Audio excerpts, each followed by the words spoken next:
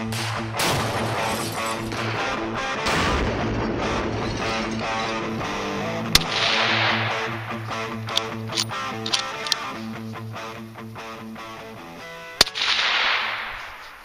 there, Jeff for the Bigshooterist channel. Thanks for tuning in. If you've been watching the channel for any amount of time, you may have noticed that sometimes you'll see snow on the ground, sometimes things are bright and green, sometimes the trees are green, sometimes the trees are dead.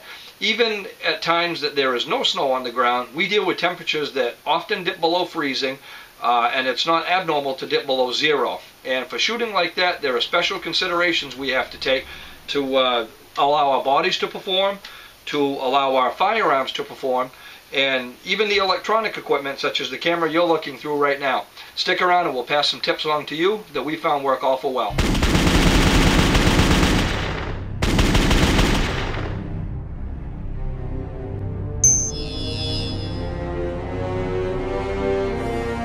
Now, the number one consideration that you might have, and this will span from very cold shooting to just colder than normal shooting, is taking care of your body. You want to dress well. You want to dress in layers. You want to have good boots. You want to have good socks, and several layers. Because if you're cold and you're shivering, you're increasing your body's natural arc of movement, and that's tough enough to tame as it is, and continue to be accurate with. So dress in layers, and when you're choosing your firearm, make sure that your firearm is sufficient for the layers you have. If you have a couple big bulky jackets because you're susceptible to the cold a little more than somebody else, you might find that in the case of an AR, you might need that stock collapse one extra spot. It may not fit well with the thick bulky clothing. So match your firearm to your clothing and wear plenty of it. Fire in the hole! Fire in the hole! Fire in the hole! Going hot! 3, 2, 1.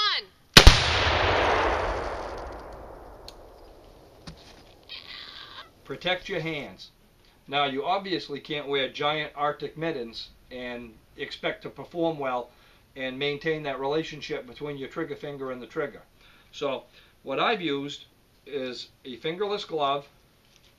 They work fantastic. I typically shoot with them year-round, and I find that because I shoot a lot, I put a lot of rounds downrange when I'm out there, and find a little extra bit of cushion that it gives me, as well as a little protection on my hand, is nice to have. But in the cold weather, having a hand that's not completely cold and exposed, but allowing your finger to maintain that relationship with the trigger is very, very helpful. And in the case of very cold, when we're below zero, it's easy to just throw a big mitten over your hands when you're moving equipment and you're not shooting. But you can be able to take that off and be able to deploy a hand that has intimate contact with the trigger and is not frozen in a very short amount of time. So fingerless gloves work fantastic. Since we're on the fingerless gloves topic, a lot of people have written into the channel and on the Facebook page and asked what it is that I use for these gloves. You can spend a lot of money or not much money, but it's ultimately going to what's going to determine what you like is what fits well. And these gloves are called Grease Monkey. They're available at Home Depot is where I purchase them. I don't know if they're available online, but they seem to be at all the local stores I stop at, and they're about $10. And I can tell you from experience, I spent a whole lot more on a whole lot less glove. So to answer the questions of those who have asked, Grease Monkey, Home Depot, $10.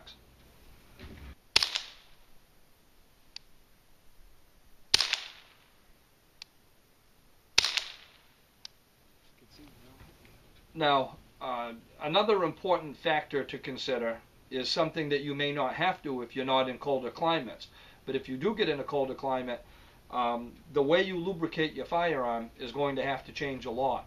The viscosity changes, and gun lubricants that work good in warm climates can turn into thick syrup in very, very cold climates.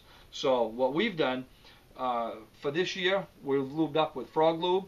And because we're in such a cold environment, because we're hovering around zero a lot, we disassemble the firearms, we clean them, we coat all of the surface contact points with the Frog Lube, and then after they've had a while to penetrate, we wipe them all dry. And wiping it dry sounds kind of harsh to people that are used to using heavy lubrication, but if this stuff does impregnate the metal on a molecular level, it's still going to have some pretty good properties in there to lubricate the parts that are the heaviest used. And that's really the only way that we've been able to keep firearms running well in extreme cold weather, running them dry. And right now we're using the frog lube, and we're having great success so far.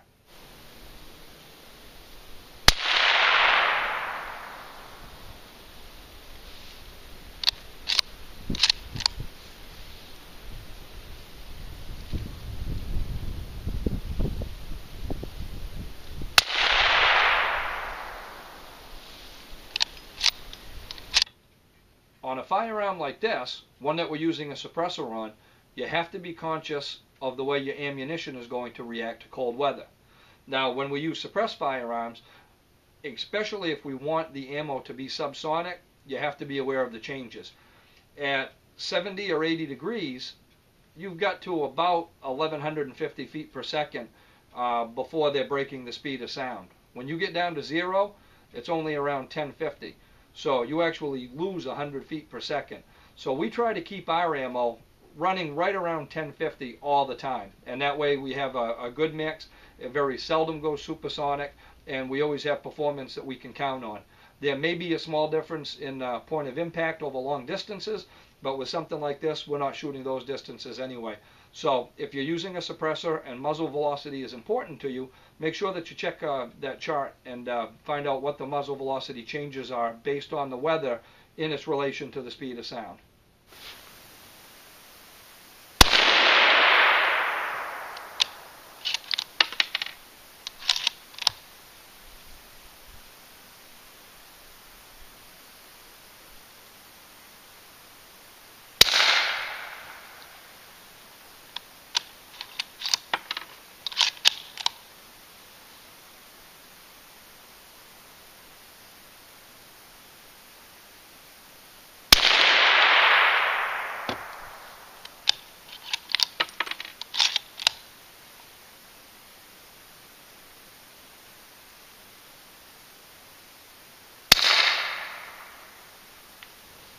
Typically, more so than ever before, accessories are becoming very popular on firearms.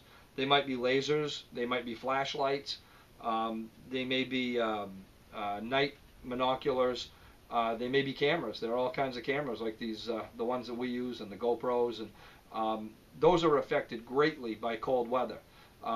What I found works very well for us is I switch everything out from alkaline batteries to lithium batteries. Lithium batteries, in my experience, give me about 4 times the run time when it gets below freezing compared to the others. So check your manufacturer's suggestions. Make sure that you can run lithium batteries. Yes, they're a whole lot more money than some of the others, but if you've got it and you need it to perform, it's worth every penny. For those of you that hunt cold regions, especially at night, like those of you that hunt coyotes at night, you're faced with even colder temperatures. And that duration that your battery is going to last, even with a good lithium battery, is going to be cut back greatly. So what we do in those situations, we use these hand warmers. And the hand warmers, they're nothing more than charcoal and iron powder. You open them up, shake them up, and I don't know, I find it usually takes about 10 minutes to when it touches the air. Shake them up. And these things can run as high as 135 degrees.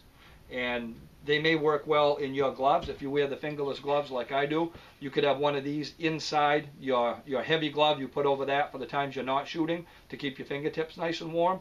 Or we may wrap them around the electronic equipment. We've got a laser here, and we'll wrap 1 or 2 of those with a rubber band, and that increases the longevity of the battery life greatly. Even on the cameras that we use, such as you're looking through right now, we'll have the whole camera wrapped in these when we're spending long days on the range in very cold weather, and it increases the battery life immensely. Whoa.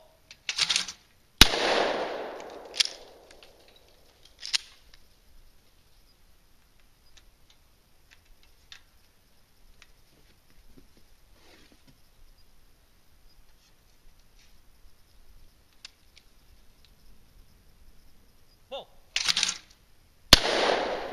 Now, I'm aware that we've only broken the surface on the number of things that we can get into when it comes to extreme cold weather shooting. And if you have any tactics or tricks that work well for you, please share them with us on the channel or on the Facebook page even. It's facebook.com/guntestvids, and join in the discussion. I hope you enjoyed the video. If you did, please like it and share it with your friends in your vast social media network. Till next time, have fun, stay warm, and be safe.